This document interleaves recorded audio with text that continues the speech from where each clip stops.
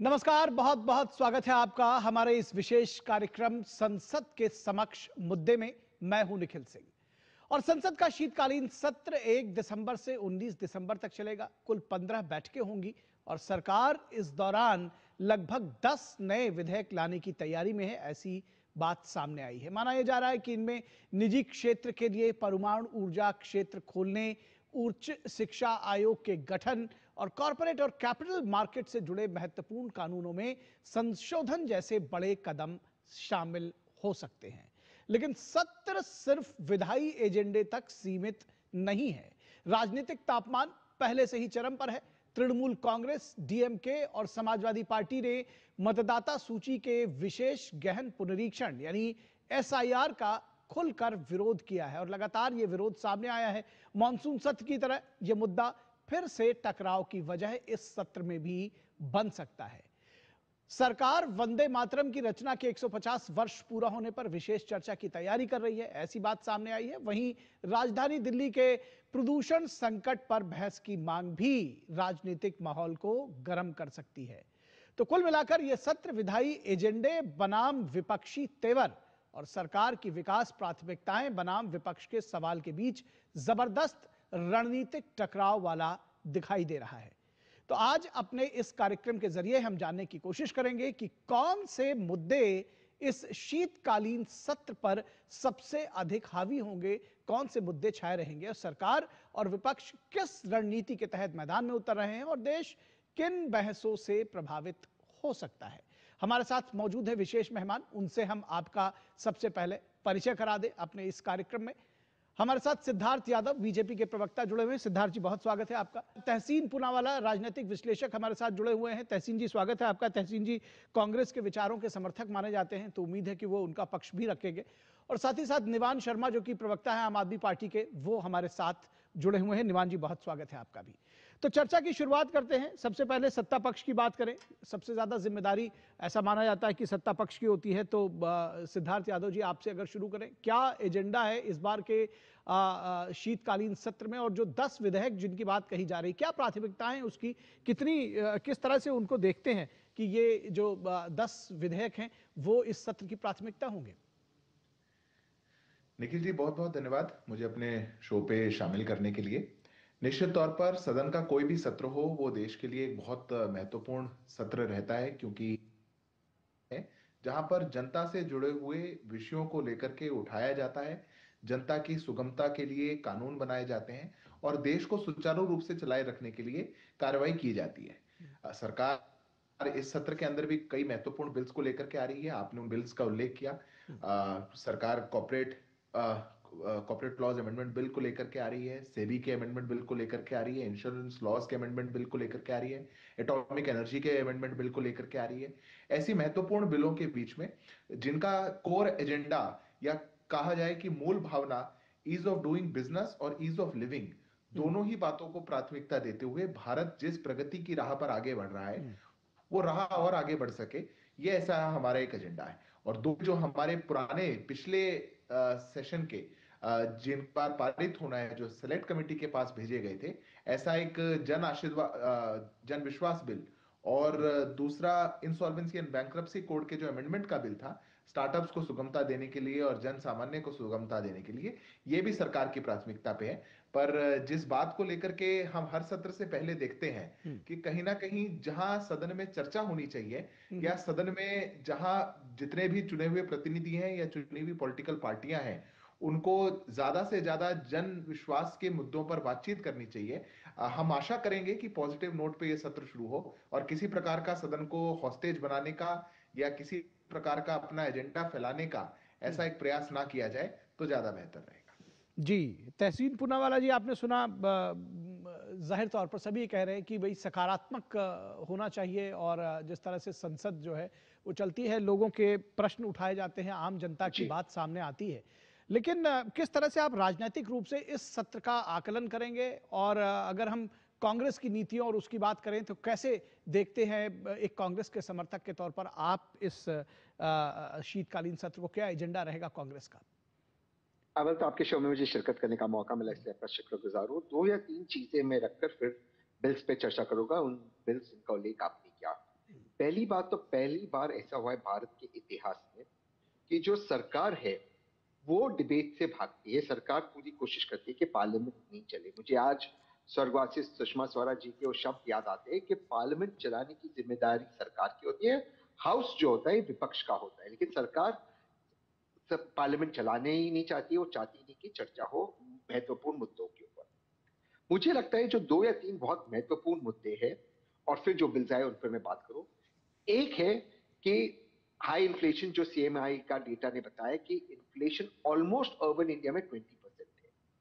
Second जो बहुत ही जरूरी है कि जब इन्फ्लेशन दिखा रहा है कि 0% है, तब फूड इन्फ्लेशन 7% हो चुका है। तो ये दो मुद्दों पर, और आईएमएफ ने कहा है कि जो हमारा भारत का डेटा है वो पूरी तरह से रिलायबल नहीं है, सी कैटेगरी में क्या है, पहली बार भारत के इतिहास में। मुझे लगता है इस पर चर्चा करना बहुत ज्यादा जरूरी है, इकोनॉमिक फ्यूचर और इकोनॉमिक आउटलुक को लेकर। दूसरी चीज जो मैं समझना बहुत जरूरी है वो है नॉर्थ इंडिया में और पूरे भारत में जो पोल्यूशन है। पोल्यूशन से सब लोग इस वक्त सांसें लेना मुश्किल हो रही है। कैंसर का एक पेंडेमिक है उत्तर भारत के अंदर, और वर्तमान प्रधानमंत्री ने एक भी सारे चीफ मिनिस्टर्स की मीटिंग बुलाकर उसमें कोई बातचीत नहीं की। मुझे लगता है पार्लियामेंट में उसके ऊपर बातचीत होनी चाहिए और एसआईआर पर बातचीत होनी चाहिए, जिस तरह से इलेक्शन कमीशन का रवैया रहा है।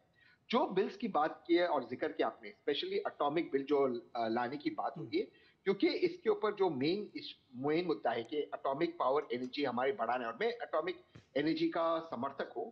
लेकिन इसके अंदर एक मैच्योर डिबेट, सरकार एक रोड मैप बताए, एनवायरमेंट कंसर्न्स को एड्रेस करे, सिक्योरिटी कंसर्न्स को एड्रेस करे। मुझे लगता है ये बहुत ही जरूरी है कि इस पर जो चर्चा हो वो एक मैच्योर चर्चा हो, ताकि हम इस चीज पर बात कर सकें। दूसरी चीज जो इंश्योरेंस लॉ अमेंडमेंट बिल 2025 के ऊपर बात कर रहे हैं, जहां 100% एफडीआई इंश्योरेंस सेक्टर में लाना चाहते हैं, इससे बाकी हमारी कंपनीज पे क्या इफेक्ट होगा, खास करके एलआईसी और बाकी पीएसयू कंपनीज में, उस पर एक चर्चा हो। वहां पर जो लोगों की सेविंग्स है उस पर एक चर्चा, एक इकोनॉमिक रोड मैप से होना बहुत जरूरी है। और नेशनल हाईवेज अमेंडमेंट और corporate laws and security market का जो बिल है उस पर भी मैं चाहता हूं कि विस्तार से चर्चा हो। सरकार क्या करती है? सरकार चर्चा नहीं चाहती। सरकार क्या करती है? डिस्टर्ब करती है, हाउस को चलने नहीं देती। विपक्ष के लोग जब बोलते हैं तब वहां पे हस्तक्षेप करते हैं, कैमरा हटाने का काम किया जाता है और एक अच्छी डिबेट होती है पार्लियामेंट के अंदर। ये हमारी शिकायत है वर्तमान सरकार से। ठीक है, इस पर जवाब हम सिद्धार्थ यादव से लेंगे। सिद्धार्थ जी, आप अपने पॉइंट्स तैयार रखिएगा, लेकिन उससे पहले हम थोड़ा चाहेंगे कि निवान शर्मा जी को भी हम डिबेट पे एक बार ले आएं। उसके बाद निवान शर्मा जी, किस तरह से देखते हैं इस सत्र को? क्या एजेंडा आपका होगा? दिल्ली पोल्यूशन आपके लिए एक बड़ा एजेंडा है, कैसे देखते हैं इसको? देखिए, बहुत बहुत नमस्कार। और सबसे पहले तो ये जो सत्र है बहुत महत्वपूर्ण है। हमें लगता है कि जिस वजह से संसद का निर्माण हमारे देश में किया गया था, आज उस बुनियादी सवाल के ऊपर वापस जाने की जरूरत है सभी को। आज संसद के अंदर हमें ये चर्चा करने की जरूरत है कि अगर देश के अंदर ऐसे सवाल उठ रहे हैं कि जहां पर जनता जवाब मांग रही है, तो क्या सरकार का ये फर्ज नहीं बनता कि वो उस इंपॉर्टेंट इश्यूज को इश्यूज माने। सबसे महत्वपूर्ण बात तो यह कि क्या बीजेपी उन इश्यूज को इशू भी मानती है जो जनता जब सवाल पूछ रही है। जैसे पूरा विपक्ष ये सवाल उठा रहा है कि देश के अंदर वोट चोरी होकर सरकारें बन रही हैं। पूरा विपक्ष जो है वो आपको सबूत दे रहा है वोट चोरी के। पूरा विपक्ष आपको ये दिखा रहा है सबूतों के साथ कि किस तरह से वोटर लिस्ट में फर्जीवाड़ा किया जा रहा है, किस तरह से election commission of India compromised है। वो पूरा विपक्ष आपको एक के पूरे बंडल के बंडल सबूत दे रहा है। क्या आप इसे इशू मानते हैं? क्या आप इस पे चर्चा करना चाहते हैं, या आप मानते ही नहीं है कि वोट चोरी जैसी कोई समस्या है? ये बहुत इंपॉर्टेंट है। दूसरी बात, जनता ये कह रही है कि हमारी ये अधिकार है कि हम साफ पानी पिएं और साफ सांस लें। आज हमारे साफ पानी के ऊपर भी सवाल है और हमारी साफ सांस लेने पर भी सवाल है। क्या बीजेपी इसे इशू मानती है? क्या बीजेपी मानती है कि प्रदूषण है भी? क्योंकि इनके एडवर्टाइजमेंट्स तो कुछ और बताती हैं, इनके विज्ञापन तो कुछ और बताते हैं। ये तो बताते हैं कि आज 20 साल में सबसे साफ हवा है, जबकि उल्टा है। ये चीजों को सॉल्व करने के बजाय उनको मैनेज करने की कोशिश करते हैं कि एक्यूआई मीटर के आगे स्प्रिंकलिंग कर दी, नकली घाट बना दिया। तो हम इस पे बुनियादी चर्चा चाहते हैं। आज हमारी डेमोक्रेसी के ऊपर बुनियादी चर्चा होनी चाहिए कि क्या हम अभी भी डेमोक्रेसी में रहते हैं जहां पे सारे जो हमारी संस्थाएं हैं वो फ्री एंड फेयर तरीके से चीजों को इंप्लीमेंट कर रही है। दूसरी बात, जिस देश में हम रहते हैं क्या वहां रहने लायक सिचुएशन अभी बची है? क्या साफ पानी मिलता है? क्या साफ हवा है? तीसरी बात, जिस देश में हम रहते हैं क्या वो सुरक्षित है?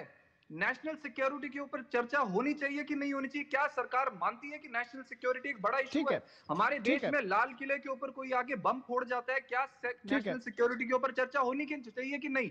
ठीक विपक्ष है, तो सवाल उठा रही है, ठीक लेकिन है। हमारा मुझे सवाल वैसे उठाना एक बात है, क्या सरकार इनको इश्यूज मानती भी है कि नहीं ठीक है? है, इनसे जवाब ले लीजिए ठीक है, आप। सिद्धार्थ यादव इसका जवाब देंगे। वैसे मुझे लग रहा है आप थोड़ा सा एग्जेजरेटेड, मुझे ऐसा लगा कि ये देश रहने लायक बचा भी है क्या नहीं, लोकतंत्र है स्थिर है भी या नहीं, बहुत सारे सवाल हैं। लेकिन मैं इस बीच में नहीं पड़ता, मुझे बस ये लगा जो मेरे अपने भाव थे कि कुछ ज्यादा सर मैं तो एग्जेजरेटेड है। लेकिन मैं फिर भी नहीं, ठीक है, कोई मैं नहीं, सिर्फ वो इतना कह रहा हूं कि आपने चर्चा अपना होनी पॉइंट रख चाहिए दिया। कि नहीं।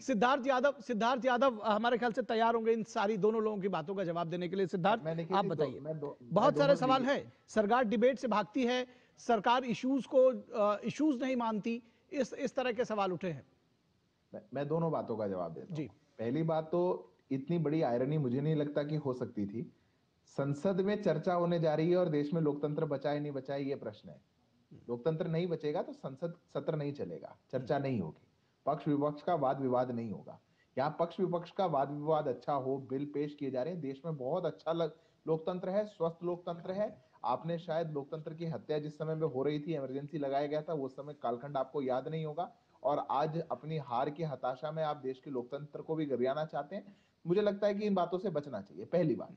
दूसरी बात, जो विषय विपक्ष को अच्छे लगते हैं वो विषय आपको उठाने चाहिए, जो विषय आपको अच्छा लगता है। पर मैं दो बातों पे कहूंगा। पहली बात, सरकार मानती है कि नहीं मानती कि वोट चोरी हो रही है कि नहीं हो रही?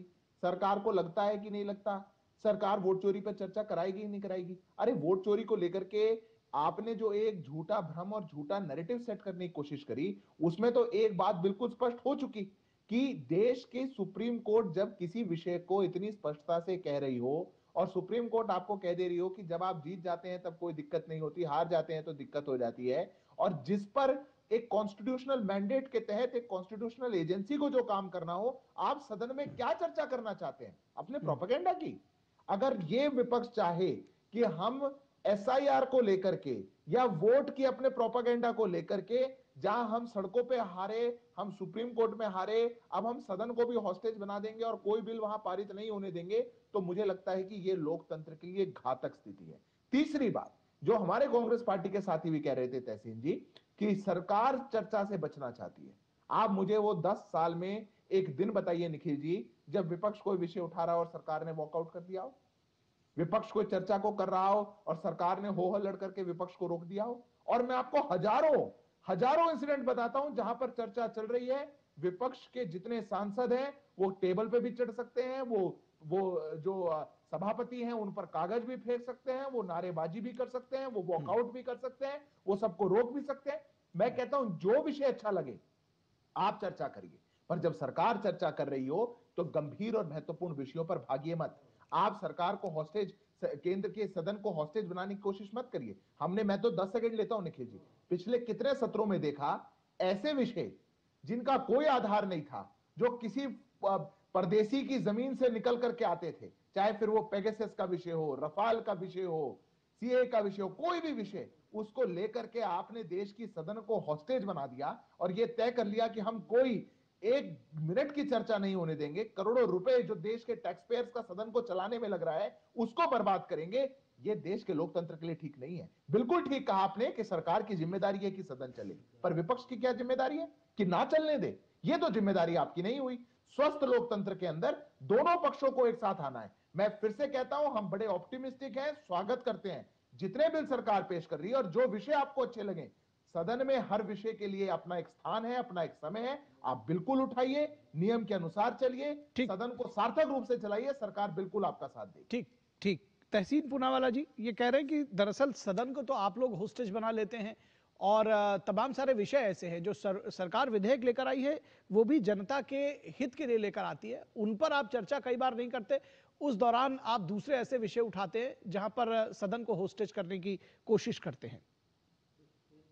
देखिए सिद्धार्थ जी, बात कुछ भी करें, सच्चाई अलग है। सच्चाई ये है कि जब एक 50,000 रुपए का बंडल मिलता है किसी मेंबर ऑफ पार्लियामेंट के बेंच से नीचे, 50,000 रुपए के लिए पूरा सदन कुछ दिन के लिए स्थगित किया जाता है, और फिर कोई इंक्वायरी बताते हैं, हमने इंक्वायरी बिठा दी, उस इंक्वायरी का कोई रिजल्ट निकलता नहीं। और मैं कहीं यहाँ से ऐसे उदाहरण दे सकता हूँ जब सरकार जबरदस्ती हाउस को चलने नहीं देना चाहती। सवाल ये है कि जो मुद्दे आम आदमी पार्टी के मेरे मित्र विपक्ष उठा रहे हैं, दिल्ली के अंदर प्रदूषण का, सिक्योरिटी का, एसआईआर का, जो एटॉमिक बिल है उसको लेकर, जो कॉर्पोरेट लॉज है उसको लेकर, जो लेबर रिफॉर्म्स हो रहे उसको लेकर, जो अनएम्प्लॉयमेंट उसको लेकर, क्या ये महत्वपूर्ण इश्यूज नहीं? जब इन इश्यूज पर, जब इन विषयों पर विपक्ष अपनी बात रखती है, सरकार जवाब नहीं देती, सरकार डाइवर्ट करने की कोशिश करती है, सरकार कोई भी बात हो उससे फिर भागने की कोशिश करती है, और उसके बाद सरकार को याद आता है कि जो हमने किया वो तो गलत ही था और हमें कानून वापस लेना पड़ेगा। उदाहरण के तौर पे मैं 3 काले कानून जो फार्म लॉस थे उनका जिक्र करता हूँ। इसी तरह से हल्ला करते सरकार ने उसको राज्यसभा में पास करवाया, वॉइस वोट से पास कराया। कांग्रेस के विपक्ष के नेता कहते रहे, संजय सिंह जी कहते रहे कि हमें डिवीजन ऑफ वोट चाहिए, डिवीजन ऑफ वोट नहीं होने दिया। उसके बाद 700 किसान शहीद हुए, आपको कानून वापस लेना पड़ा। दिक्कत यह आती, सरकार बातचीत करना नहीं चाहती। बिजनेस एडवाइजरी काउंसिल पर जब बैठते सुबह एजेंडा नहीं बताते। आज भी आपने अपने ओपनिंग में कहा शायद ये चर्चा नहीं, हो अगर सकती है, सदन शायद नहीं वो चलता चर्चा। है तहसीन जी, तो उसमें तो नुकसान सरकार का भी होता है, क्योंकि वो जैसे पिछले आप सत्र में देखिए 120 घंटे की बहस लोकसभा में होनी थी, 40 घंटे से भी कम हो पाई। तो बहुत सारे जो जो जो कामकाज है वो भी प्रभावित होते हैं। सरकार, ये मैं समझता हूं, या कोई भी चाहेगा कि कम से कम उन बिल्स के विषय में लोग जान पाए, उस पर बहस हो।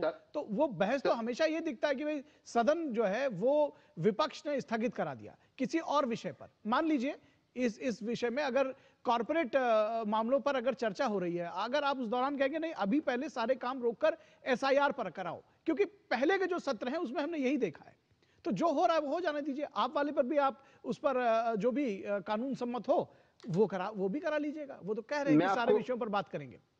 मैं आपको 2 उदाहरण देता हूं और 2 आपको मैं कोट्स देता हूं। पहला उदाहरण एक पास्ट का उदाहरण मैं देता हूं आपको, कि जो हमें चर्चा करनी थी जिस मुद्दे के ऊपर, मणिपुर के ऊपर, फाइनली हमें क्या करना पड़ा? नो कॉन्फिडेंस मोशन लाना पड़ा। उसमें भी जब उस नो कॉन्फिडेंस मोशन में पूरे विपक्ष बाहर चला गया, उसके बाद आदरणीय माननीय प्रधानमंत्री मणिपुर पर बोलने लगे। तब तक माननीय प्रधानमंत्री हर चीज पर बोल रहे थे। मतलब एक मणिपुर जैसे एक घटना पर बात करने के लिए हमें नो कॉन्फिडेंस मोशन लाना पड़ा। यहाँ तो समस्या, यहाँ पर दिक्कत होती है। मैं दूसरी बात की बात करता हूँ, जो एक बिल अभी आने वाला है, एटॉमिक बिल। एटॉमिक बिल में विपक्ष चाहता है कि IAEA standard, international atomic energy association के स्टैंडर्ड्स के मुताबिक एक मैंडेटरी पब्लिक कंसल्टेशन हो, सेफ्टी ऑडिट कराया जाए, क्योंकि आपको 100 गीगावाट पावर करना है 2047 के लिए। इसमें आप प्राइवेटाइजेशन करना चाहते हैं, प्राइवेट प्लेयर्स को लाना चाहते हैं। अगर हम चाहते हैं कि इस पे चर्चा हो, विस्तार में चर्चा हो, जो पास्ट में न्यूक्लियर डिजास्टर हो उस पर बातचीत हो, कितना समय अलॉट कर रहे हैं? क्या प्रिपेयर्ड है? सरकार चाहती नहीं। मैं आपसे पूछता हूँ, बांग्लादेश में हमारा प्लान बी क्या है? आज 1.5 साल से देखोगे बांग्लादेश में, क्या सरकार ने खड़े होकर पार्लियामेंट में बताया बांग्लादेश में प्लान बी है? सीरिया के अंदर हमारी रिफाइनरी है, सीरिया के अंदर, क्या सरकार बता सकती है हमारी प्लान बी क्या है सीरिया के अंदर? ये बताते ही नहीं है इनका प्लान बी क्या है, इनको चर्चा ही नहीं करनी। ठीक है, जवाब ले लेते। हाँ, अच्छा, मैं दोनों बात पे जवाब देता हूँ। तहसीन जी ने 2 उदाहरण दिए, मैं दोनों उदाहरण पे जवाब देता हूँ। पहला उदाहरण तो गलत था और झूठ था, क्योंकि पहले उदाहरण में प्रधानमंत्री जी जब मणिपुर पर भाषण दे रहे थे, विपक्ष वॉकआउट कर गया। जाने के बाद भाषण नहीं शुरू हुआ, प्रधानमंत्री जी भाषण दे रहे थे और विपक्ष वॉकआउट कर गया। और सिद्धार्थ भाई, एक सेकंड माफी चाहता हूं, एक ही सेकंड निखिल जी मेरी बात, एक ही सेकंड, अगर आप इंटरप्ट करने का एक सेकंड मौका दें। अब अगर सिद्धार्थ जी बोलने देना चाहेंगे तो, क्योंकि कोई किसी के बीच में नहीं बोल रहा है। सिद्धार्थ जी चलिए, सिद्धार्थ जी चलिए, उनका एक पॉइंट है 10 सेकंड का, आप दे दीजिए फिर जवाब दे दीजिए। 5 सेकंड माफी चाहता हूं। आदरणीय प्रधानमंत्री जी बात कर रहे थे, मणिपुर पे नहीं कर रहे थे। जब विपक्ष वॉकआउट किया उसके बाद शुरू किया। आप आपकी बात। ठीक सिद्धार्थ जी ये देखिए, अब सब कुछ कांग्रेस पार्टी और तहसीन भाई तय करेंगे। मैं फिर दोहराता हूं, मणिपुर की डिबेट पर प्रधानमंत्री जी भाषण दे रहे थे, विपक्ष वॉकआउट किया। ये कब हुआ? हमारे देश की संसद में, जब संसद के 2 सप्ताह बर्बाद किए गए ये कह के कि मणिपुर पर डिबेट चाहिए। जब मणिपुर पर डिबेट हुई तो वॉकआउट कर लिया गया। आप सोचिए, विपक्ष के मन की चर्चा के विरुद्ध की स्ट्रेटेजी कि हम पहले कहते रहेंगे कि आप इस विषय पर डिबेट करिए, जब आप उस पर डिबेट करेंगे तो हम वॉकआउट कर जाएंगे। ये पहली बात। दूसरी बात, अभी आपने एटॉमिक एनर्जी बिल की बात करी। मैं कहता हूं आप एटॉमिक एनर्जी बिल पर जितनी चर्चा करना चाहे करिएगा, पर जब एटॉमिक एनर्जी बिल पर चर्चा हो रही होगी, आप सदन को यह मत कहिएगा कि हम एसआईआर पे ही चर्चा करेंगे। समस्या विपक्ष के साथ क्या है? आप सदन के किसी एक रूल को लेके आए, आप कहेंगे रूल 367 के तहत हमको सस्पेंशन ऑफ बिजनेस चाहिए। जब तक हम जिस विषय को नहीं कह रहे उस पर चर्चा नहीं करेंगे, तब तक कोई चर्चा नहीं होगी। जबकि सरकार कह रही है रूल के तहत आप हर विषय को जैसा हमने सारे कॉमन मीटिंग में तय किया है, जितना समय एलोकेट किया जा रहा है उतना करिए। इसमें निखिल जी बहुत गहराई या इसमें कोई बहुत रॉकेट साइंस नहीं है जो समझ में नहीं आए। विपक्ष ने चूंकि ये तय कर लिया कि अगर सदन अच्छे से चलेगी, शायद अच्छे अच्छे बिल आएंगे, अच्छी अच्छी चर्चा होगी, तो सबका जवाब सुनना पड़ेगा। जवाब सुनना पड़ेगा तो सरकार का जो पक्ष है वो बड़ी क्लैरिटी के साथ जाएगा। अगर क्लैरिटी के साथ पक्ष चला गया तो हमारा प्रोपेगेंडा फेल हो जाएगा। नहीं तो मैं 20 सेकंड और ले रहा हूं, आप फिर निवान जी को दे दीजिएगा। ठीक है। जिस यूपीए का ट्रैक रिकॉर्ड ये हो जो 4 मिनट में एक बिल पास करते हो, वो सदन में चर्चा की बात कर रहे हैं। मैं उदाहरण दे देता हूं, Delhi special police establishment bill 2006 में 3 मिनट में पास हुआ। गवर्नमेंट सिक्योरिटी बिल 2006 में 14 मिनट में पास हुआ। नेशनल फार्मास्यूटिकल एजुकेशन बिल 2007 में 4 मिनट में पास हुआ। बैंकिंग रेगुलेशन अमेंडमेंट बिल, इतना बड़ा बिल 2007 में 5 मिनट में पास हुआ। Taxation law amendment bill 2 minute में पास हुआ। ये इन लोगों का ट्रैक रिकॉर्ड है, लंबी श्रृंखला है। 18 बिल 72 मिनट में पास करने वाली यूपीए की सरकारें और उनके गठबंधन के पार्टनर्स आज सदन में चर्चा सिखा रहे हैं कि चर्चा कैसे होनी चाहिए। निवान जी आ रहा हूं। मैं फिर दोहराता हूं, जितनी चर्चा आपको आवश्यक हो उतनी चर्चा आप करिएगा, पर चर्चा करिएगा, ना ही भागिएगा, ना ही वॉकआउट करिएगा, ना ही सदन को हॉस्टेज बनाइएगा, क्योंकि लोकतंत्र का यह मंदिर ये सबके लिए है, देश की जनता के लिए। ठीक है, निवान जी कुछ आप कहना चाह रहे हैं, लेकिन मैं चाहूंगा कि आप अपने जो बात कहेंगे उसमें ये भी जोड़िएगा कि ये सब जानना चाहते हैं कि क्या आम आदमी पार्टी सक्रिय विपक्ष की भूमिका अपने बाकी विपक्षियों के साथ मिलकर निभाएगी, या फिर से वो एकला चलो जो आपकी राजनीति है विपक्ष की अपनी वो भी दिखती रहेगी। और दूसरा सवाल आपसे कि आपको लगता है कि ये सत्र जो है कि केंद्र राज्य संबंधों के लिए भी एक महत्वपूर्ण सत्र साबित होने जा रहा है, एक परीक्षा के तौर पर मैं ऐसे समझूं? निवान जी देखिए बिल्कुल, आम आदमी पार्टी तो हमेशा से ही मुद्दों के साथ खड़ी रही है। विपक्ष जो है उन मुद्दों के साथ खड़ा है। हम ये कह रहे हैं कि अभी आपने ये बताया कि जिस पे हम चर्चा कराना चाहेंगे आप उससे भागिएगा मत। तो मतलब ये तो सिद्धार्थ जी तो बहुत विद्वान व्यक्ति हैं, ये तो पहले डिसाइड हो जाता है कि पार्लियामेंट का बिजनेस क्या है, उसमें आज क्या क्या चर्चाएं होने वाली है। जब हम देखेंगे कि महत्वपूर्ण मुद्दों को समय दिया ही नहीं गया तो उसके ऊपर तो हम बोलेंगे। एक चीज ये, दूसरी चीज ये, मैं बहुत जिम्मेदारी से आपको ये कहना चाहता हूं कि जब भी विपक्ष जो है वो किसी महत्वपूर्ण मुद्दे पर चर्चा करना चाहती है और तरीके ढूंढते हैं चर्चा से भागने के। मैं सिर्फ उसमें छोटा सा एग्जांपल देना चाहता हूं। अभी सिद्धार्थ जी ने जो है वो सुप्रीम कोर्ट मानते क्या? अब तो सुप्रीम कोर्ट से भी आपको वो हार मिल गई, आप सुप्रीम कोर्ट को भी नहीं मानते। अगर इस देश में सुप्रीम कोर्ट को निर्णय को सबसे ज्यादा ऑर्डिनेंस लाके किसी ने पार्लियामेंट में पलटा है वो बीजेपी है। उसका सबसे बड़ा एग्जांपल है कि सुप्रीम कोर्ट का निर्णय था कि दिल्ली के अंदर सारे। आपकी ऑडियो में कुछ प्रॉब्लम आ रही है निवान जी, एक बार चेक करिए अपने अपरेटस। आप सुन सकते हैं मुझे? जी हाँ, एक बार फिर से बोलिए। उनको पॉइंट में भी समस्या थी। कहना चाहता हूं कि इन्होंने कहा कि हम सुप्रीम कोर्ट को भी नहीं मानते। मैं तो आपको एग्जांपल देता हूं कि कैसे देश के अंदर अगर सुप्रीम कोर्ट का अपमान किसी ने सबसे ज्यादा ऑर्डिनेंसेस लाके किया है वो बीजेपी है। इसमें सबसे बड़ा एग्जांपल है कि सुप्रीम कोर्ट का निर्णय था कि दिल्ली के अंदर सारी शक्तियां जो हैं वो मुख्यमंत्री की होंगी, चुनी हुई सरकार की होंगी। जो कुछ संविधान सम्मत है वो तो संविधान के तहत तो कर रहे हैं। बिल कौन लेकर आया? आपने कहा कि नहीं मानते, इसमें थोड़ा सा कंफ्यूजन हुआ। सिद्धार्थ जी इसका जवाब देंगे, लेकिन जो कुछ संविधान सम्मत है इसके पहले भी ऑर्डिनेंस लाए गए। कोई बीजेपी पहली ऐसी सरकार तो है नहीं जो ऑर्डिनेंस लेकर आ रही। सिद्धार्थ जी फिलहाल जो उनका जो मैं समझ गया आपका मैं आपके प्रश्न का मर्म समझ गया। आप कह रहे हैं कि भाई वो डिफाई करने का दूसरा तरीका है, एक तरीका आप ये कहना चाह रहे हैं ना कि वो ऑर्डिनेंस लाके डिफाई कर रहे हैं। 10 सेकंड में कंप्लीट कर रहा हूं।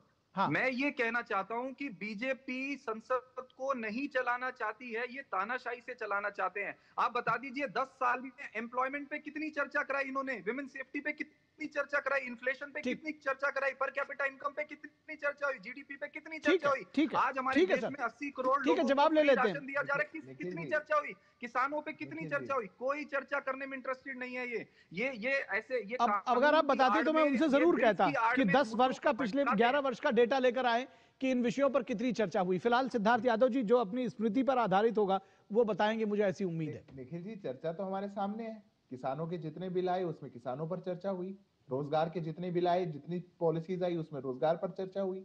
देश का कौन सा वो विषय है या कौन सा वो कानून जो 10 साल में बना जो संसद में आया जिस पर चर्चा नहीं हुई, ये पहली बात। दूसरी बात, सिर्फ कहने से नहीं होता, आप बैठ के कहिए। मैं इनसे प्रश्न पूछता हूं, आपके प्राइवेट आपके मेंबर्स हैं, चुने हुए प्रतिनिधि हैं, लोकसभा राज्यसभा दोनों में है। 0 आवर में और क्वेश्चन आवर में आपने कितने एम्प्लॉयमेंट पे बात करी? आपने कितने प्राइवेट मेंबर बिल लाए? 0 आवर को सस्पेंड करवा करके आप उसमें भी अपनी बात ना रखें। देखिए निखिल जी, सदन क्या है? सदन तो विपक्ष का वो माध्यम है जहां विपक्ष आकर के अपनी बात रख सके। आप वहां पे भी सदन को ना चलने दें, 0 आवर तक को ना चलने दें, जो आपका समय है, जहां पे सरकार तो कुछ कह नहीं रही, आप कहेंगे। जितना समय जिस पार्टी को उनके स्ट्रेंथ के हिसाब से एलोकेट होता है वो कोई नहीं छीनता, कोई नहीं लेता। इसलिए आप बैठ करके कहें कि सरकार नहीं चलने देना चाहती, मैं फिर से पूछ रहा हूं आपसे, वो बताइए जब सरकार ने वॉकआउट किया हो, वो समय बताइए जब सरकार ने निवान जी कुछ पॉइंट और रेज करना चाह रहे हैं, सरकार के मंत्री रोक रहे हो, कभी नहीं देखिए, हुआ।